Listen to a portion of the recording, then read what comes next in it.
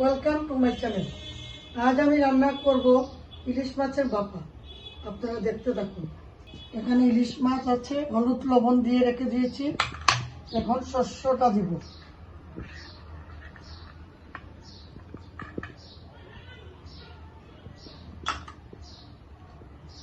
কাঁচা লঙ্কা দিচ্ছি।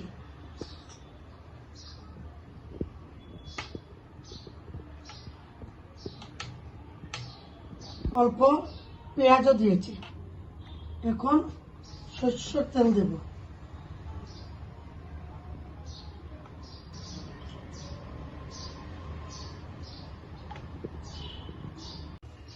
এখন ভাপাটা বসিয়ে দিব।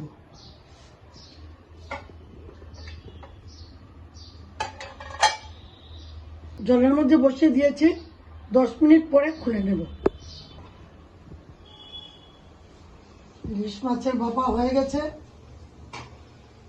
খুব সুন্দর গন্ধ বেরিয়েছে। ভাপা হয়ে গেছে, কিরকম লাগলো আপনারা জানাবেন কমেন্টের মাধ্যমে। ধন্যবাদ।